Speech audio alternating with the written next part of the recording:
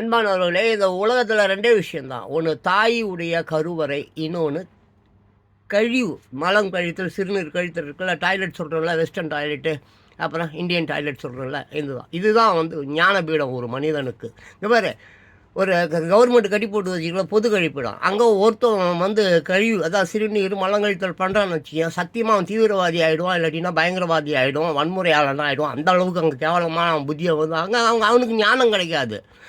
அதே ஒரு நம்ம வீட்டுக்குள்ளார அட்டாச்சு லெட்டின் பாத்ரூம் வச்சுக்குவேன், கொஞ்சம் மாற்றுத்திறனாளிகள் இல்லை நம்மளை மாதிரி உள்ளவர்களுக்கு அங்கேயே காலையில் அந்த கழிவுலாம் போனோடனே மனம் அப்படியே அப்பா இன்று நாள் நல்ல நாள், இன்று நாம் எப்படி செயல்பட வேண்டும் என்பதை நமக்கு அங்கே போதி மரம் மாதிரி தான் நமக்கு அது கற்றுக் கொடுக்கும். இதை திறந்த வெளியில் போகிறான் வச்சுக்கோ, அவன் இயற்கையை ரசிச்சுக்கிட்டே போவான். இயற்கை ஆஹா நீர்வீழ்ச்சியே வா வானமே மேகமே தென்றலே பாடிக்கிட்டே இருப்பான். அவன் சூப்பர் மேன் அவன்.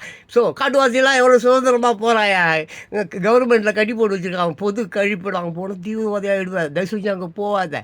கழிவறை தாயா கருவறை, உன் தாயின் வயிறும், நீ கழிவுகளை கொட்டுகிறாயே டாய்லெட், அதுதாயா வாழ்வு. அதை தெரிஞ்சுக்கிட்டோமா உலகில் சூப்பர் மேனாக இருக்க முடியும்.